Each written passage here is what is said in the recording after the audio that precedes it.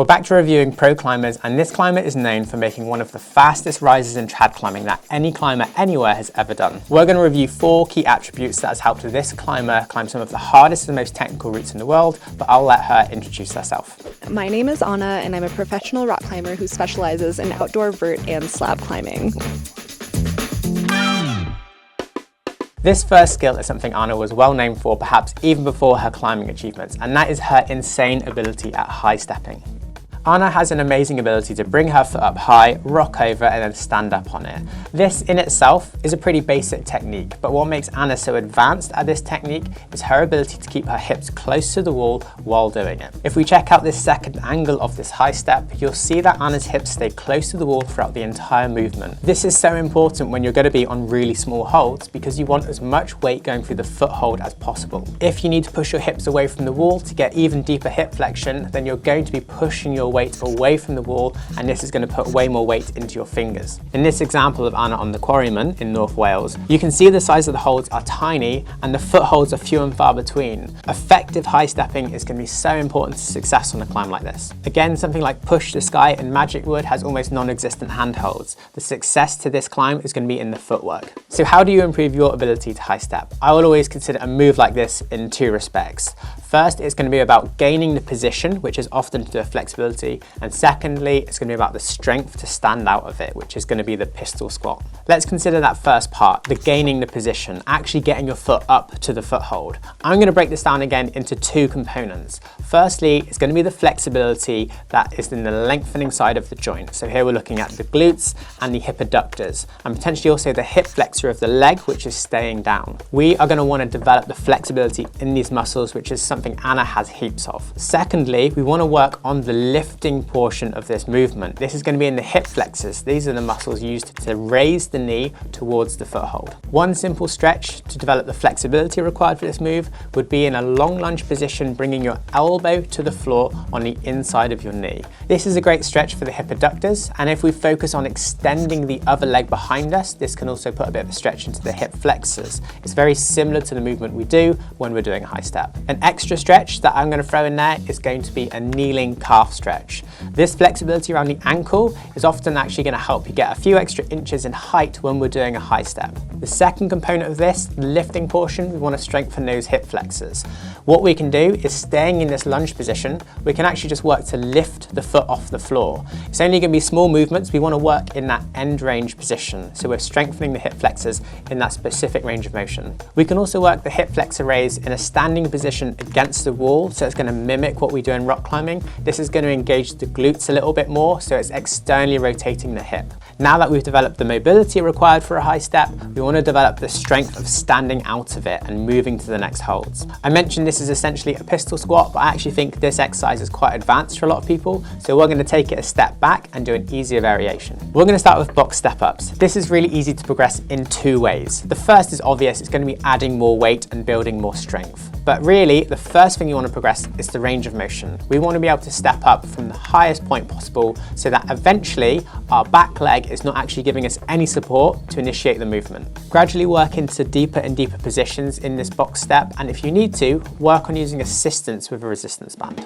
Something I noticed while substantially increasing Anna's watch time and ad revenue was that she is really good at keeping her chest close to the wall while making upwards progress. Watch this clip where you can see 2 things are happening. As Anna builds her feet high, her elbows are coming away from the rock, but her head is on the inside of her elbows and her chest is close to the wall. Here is a really good example of Tom and Anna working the same route, but having quite different techniques. You can see how Tom's elbows are down, but Anna's elbows are out, and she keeps her chest much closer to the wall. What I believe Anna is doing here is using her excellent ability to crimp on small holds, and more on that later on, to keep her chest close to the wall and keep her centre of mass over her feet. Watch her climb the classic to bolt. Is it to bolt or not to bolt? To bolt or not to be? To bolt or not to be?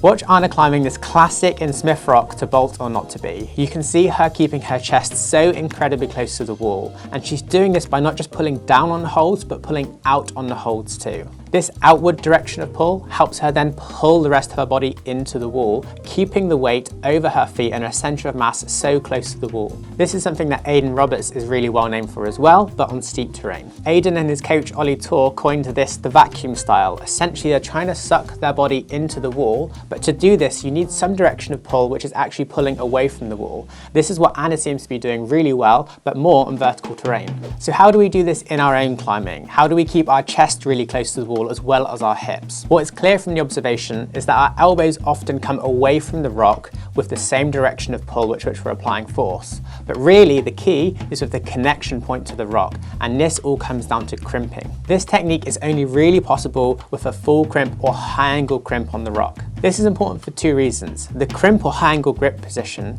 is going to allow you to change your wrist angle more easily while you're moving through the position. And secondly, because we can change the wrist angle, it allows us to change the direction of pull, allowing more force being pulled away from the rock rather than just straight down. This 2012 research paper that compared different hold depths and different gripping techniques had some really useful insights for this. What is particularly useful is that they didn't just measure vertical force, but they also measured what they called anterior-posterior force direction. Yes, got it right, force direction. Essentially, this is the ability to pull away from the hold or away from the rock. And this is what we're doing if we're talking about that vacuum style of climbing, where we're pulling ourselves into the wall to keep that flat profile. Compared to the open hand or half crimp, the full crimp allows us to apply significantly more force away from the rock. And this is what we're going to need to do if we want to pull our chest into the wall. The researchers write, this would be the advantage of the crimp grip, as climbers have more liberty to adjust their body posture with the fixed hand. This is exactly what we see Anna doing when she's able to pull into deep lock positions or pull her chest into the wall.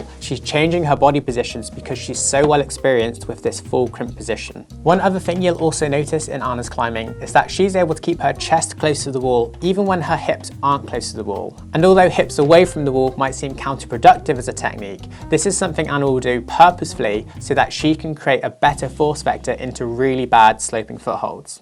So we've just covered that you're going to need to full crimp to be able to do Anna's chest to wall technique.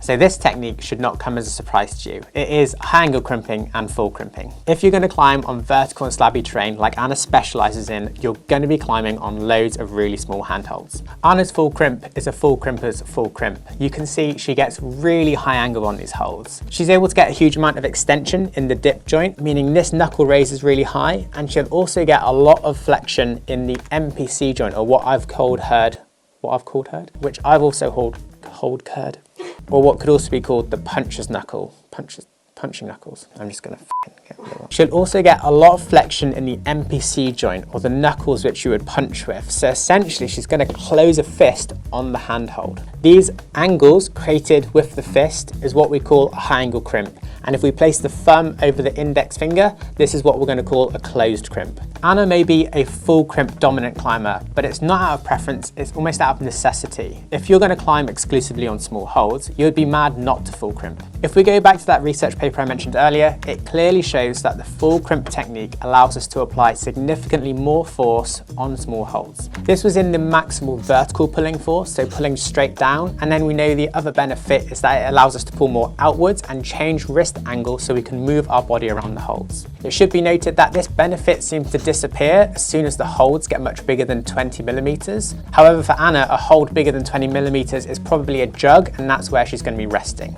Oh, and adding the thumb in a full crimp position allows us to apply potentially 20% more strength compared to an open grip position, which makes sense because it's the 5th digit. So if we want to climb more like Anna, then we clearly have to do more full crimping, or at least we have to get better at full crimping. But there's definitely some concern out there with this gripping technique, particularly because it does place more force on the annular pulleys, the connective tissue that holds the tendon to the bone in the fingers.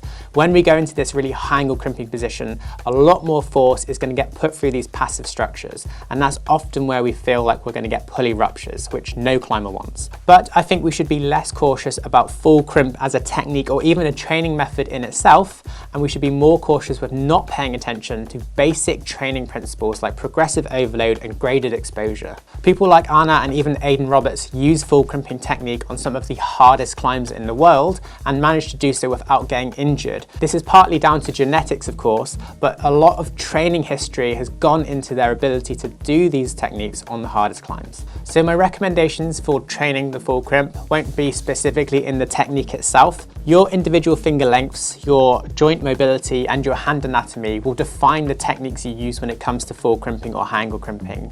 Really, my recommendations are going to be how you can gradually build in the exposure to using this technique in your climbing. My first comment would be, don't be afraid to use full crimp in a hangboard or pickup style training method, because you can use this with very low loads and it's very, very controlled, more so than your actual climbing. The risk is not the technique or grip position itself, the risk is picking up a ridiculous amount of weight or going straight into hanging body weight without any build up. If you wanted to get more confident with this grip, doing some really light hangs in this grip position before you started climbing would be an easy way to gradually build it into your climbing. The next step is of course to use this grip position in your climbing. The issue here is that it would just feel weird to use a full crimp on big holds. So naturally you're going to be using relatively small holds when trying to use this technique. But we want to keep it controlled and we want to regulate the intensity. So my recommendation would be to try and use this grip position in a low velocity environment. Don't go jumping to small holds. Make sure your movements are controlled. And two, try and keep on big foot holds. So this could be combining multiple climbs so that you crimp the small holds of one climb, but you keep your feet on the big holds of another climb. This lets you try out some new grip positions without being in an uncontrolled environment where you might have foot slips. Ultimately though, you're going to need to use your full crimp technique on harder climbs and probably on board climbs and something that's going to push the intensity up. But keep in mind, this grip position works so well because of the biomechanics and the connective tissue which is allowing you to apply so much force. This is going to take longer to develop than potentially your physical strength or your confidence will increase. So take your time with it, consider that your full crimping ability will develop over several months and years, not within weeks. This next standout attribute for Anna is her head game. There are a lot of amazing climbers out there with incredible head game doing some really scary routes, but I just don't know of any climbers that have managed to jump from HVS to E9. The confidence to climb E9 takes climbers many years of experience and a slow build up through the grades if they even make it that far. But for Anna, she seemed to ignore all of that and just do it overnight. I'm going to dig into Anna's video of Once Upon a Climb in the Southwest, the E9 that she did with Tom Randall, because this acts as a really good case study of some of the things she's using to develop her confidence and ability to climb such a hard trad route. I really want to do this one day in the future. I don't know when, it might be years from now. This is not overt confidence, this is enduring confidence. This is the belief that she can do anything as long as she puts her mind to it and stays consistent. Day one, there was absolutely no pressure. I was excited for the opportunity to hang off a static line with Tom and play on my absolute favorite style of climbing. This mindset does not put the goal on a pedestal because she is there for the experience of the route. This removes a lot of the pressure and is probably why Anna can approach such audacious goals. She has nothing to lose and everything to gain in this situation, and this also shows a growth mindset.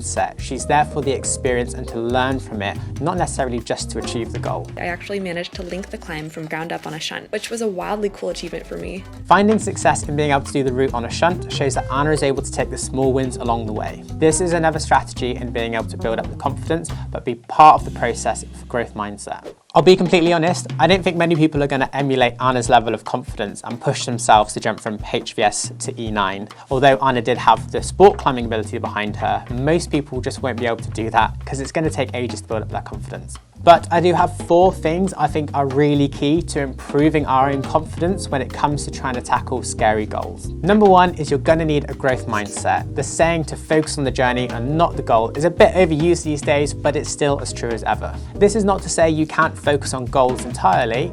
My next point is that you want to be able to take the small wins. These might be pre-planned process goals like being able to do the route on top rope or just making small links within the project. Or these might be unplanned things like being able to find flow state while working on a top rope. Number 3 is to be able to reflect on previous successes. Let's call this your confidence journal. This might just be in your mind, but be aware of situations in the past where you were able to overcome a challenge. Then use things like self-talk to encourage you that you can do it again in these new situations. Number 4 is to build a support network. Anna has some amazing mentors around her, like Tom Randall, well known for doing some of the scariest trad routes in the world. If you can find a Tom, they will help build you up so that you can achieve your own goals. If you're enjoying this series and want to learn from more pro climbers that can improve your climbing, make sure you subscribe to the channel. Also, if you want to learn more techniques on how to crimp, go check out this video over here. Thank you for watching. We'll see you next time.